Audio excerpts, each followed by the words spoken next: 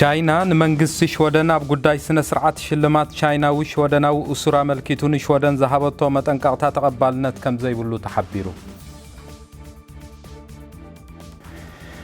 ሓደ ኣብ ህልቂት ህዝቢ ተሳቲፉ ዝተባህለ ኢራናዊ ኣብ ሽወደን ብቅትለትን ግህሰት ሰብኣዊ መሰል ተኸሲሱ ኣብ ቀይዲ ከም ዝኣተወ ተሓቢሩ።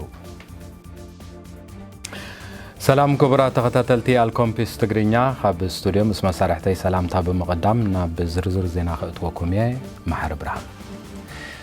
መንግስቲ ቻይና ኣብ ትሕቲ ማእሰርቲ ሃገራ ንዘሎ ሽወደናዊ ዜግነት ዘለዎ ደራስን ኣሕታምን ጎይ ሚንሃም ኣሎም ምሸት ክወሃብ ተመዲቡ ብዘሎ ሽልማት መንግስቲ ሽወደን ኣብቲ ዝግበር ተመዲቡ ዘሎ ስነ ስርዓት መሃብ ሽልማት ብደረጃ ላዕለዋይ በዓል ስልጣን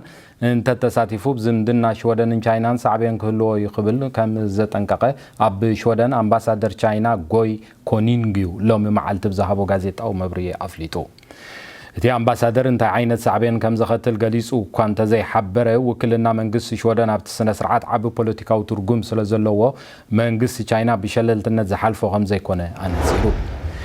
ብወገን መንግስቲ ሽወደን ሎሚ ድሕሪ ቀትሪ ኣብ ዝተዋህበ ወግዓዊ ግብረ መልሲ መንግስቲ ቻይና ብመገዲ ኣምባሳደሩ ዝሃቦ ተሃዲድ ተቐባልነት ከም ዘይብሉን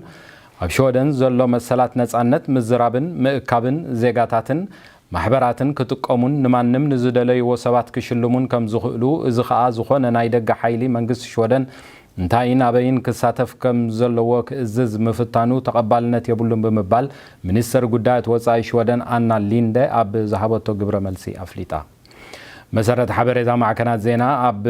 ስቨንስካ ፔን ዝፍለጥ ማሕበር ሎሚ ዘበን ብምኽንያት መዓልቲ ደረስቲ ንቻይናዊ ሽወደናዊ ጎይ ሚንሃይ እቲ ኣብ ቱሸልስከይ ዝፍለጥ ሽልማት ክሽልም ከም ዝወሰነ ዝፍለጥ እዩ። መንግስቲ ሽወደን ኣብ ግብረ ሽበራ ንጥፈታት ብምስታፍ ክንቀሳቀሱ ዝጸንሑ ዜጋታት ይኹኑ ዘይ ዜጋታት ምስ ሽወደናዊ መንነት ረብሓታትን ምትእስሳር ዝነበሮም ሰባት ናብ ሽወደን ንኽምለሱ ይኹን ዝኾነ ይኹን ሓገዝ ይኹን መሰላት ክህቦም ድልው ከም ዘይኮነ ብቑሉዕ ነጊሩ። እዚ ዝተገልጸ ኣብቲ ኣብ ዋሽንግተን ዲሲ ብኣዳላውነት መንግስቲ ኣሜሪካ ዝተጸውዐ ኣኼባ ሚኒስትራት ወፃኢ ጉዳያት ሃገራት ኤውሮፓን ኣሜሪካን ዝተሳተፈት ሚኒስተር ወፃኢ ጉዳያት ሽወደን ኣብ ዝሃበቶም መግለጺ ምዃኑ ማዕከናት ዜና ጸብጺበን። መሰረት እቲ መግለጺ ሃገራት ኤውሮፓን ኣሜሪካን አንጻር ዳዕሽ ዝግበር መኸተ ገና ከም ዝቕጽልን ብፍላይ መንግስቲ ኣሜሪካን እቲ ወታደራቱ ንምስሓብ ዝሃበ ውሳነ ዳግመ ግምት ከም ዝገበረሉን ዘመላኽት ርእዮታት ከም ዝተኸሰተ ሚኒስተር ኣና ሊንደ ኣመልኪታ ኣላ። መንግስቲ ሽወደን ነቶም ምስ ዳዕሽ ተሰሊፎም ዝጸንሑ ምስ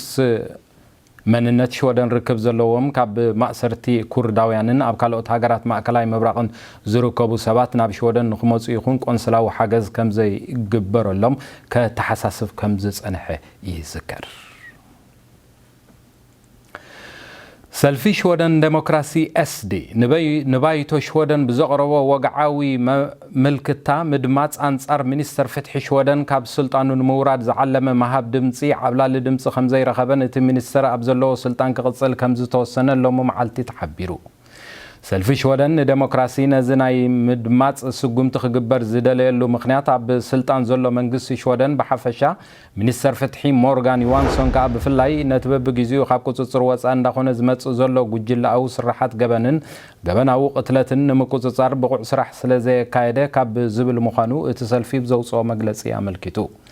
ሰልፊ ሽወደን ዴሞክራሲ ኣብ ባይቶ ሽወደን ዓብላሊ ድምፂ እኳ እንተዘይብሉ ከም ተቃዋሚ መንግስቲ መጠን ካልኦት ሰልፍታት ብምውሃሃድ በዳሂ ተቃዋሚ ሓይሊ ኮይኑ ይንቀሳቐስ ከም ዘሎ ተንተንቲ ፖለቲካዊ ውሽጢ ሃገር ይዛረቡ። ሰልፊ ሽወደን ዴሞክራሲ ኤስዲ ኣብዚ እዋን እዚ ብመሰረት ጸብጻባት ትካላት ምዕቀን ርእይቶ ህዝቢ ድሕሪ ገዛእ ሰልፊ ሽወደን ሶሻል ዴሞክራሲ ዝዓበየ ፖለቲካዊ ሰልፊ ሽወደን ክኸውን በቂዑ ከም ዘሎ ክፍለጥ ተኻኢሉ ኣሎ።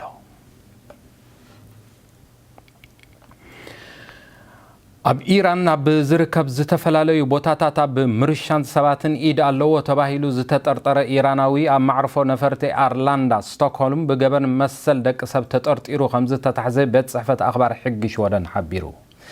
መሰረት እቲ ሓበሬታት ጥርጡር በቲ ዝተጠርጠሮ ጉዳይ ካብ ምርመራ ንኽጸንሕን ቤት ፍርዲ ከም ዝፈቐደን መስርሕ ምርመራ ምስማዕን መሰኻኽርን ፖሊስ ከም ዝጅምር እቲ ዝተረኽበ ሓበሬታ ነፂሩ ኣሎ። زي قدم 30 عامات اب ايران اب لعلي تزتجبر الثوره بانصار الناس زتسلفوا تقاومتي زتجبر جملا وقتلتن جهسس مسل اشحت ايراناويانن ايد كم زنبرو زتطرطره ولقسب سراحتኛ ክፍል ጸጥታ ኮይኑ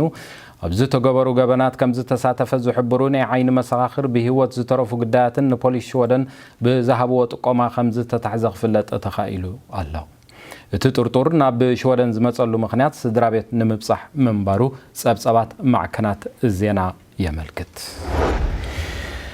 ዝኸበርኩም ተኸታተልቲ መደብ አልኮምፒስ ትግርኛ ንሎሚ ዝተዳለው ዜናታት ዞም ስጋብ ሕጂ ከተከታተሉዎም ዝጸናሕኩም እዮም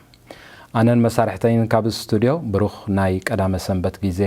ክኾነልኩም እንዳተመነና ኣብ ዝመጽእ ዘሎ ሶኒ ናይ ፈነው መደብ ዜናና ስጋብ ንራኸብ ሰላም ዳሕንቀኒ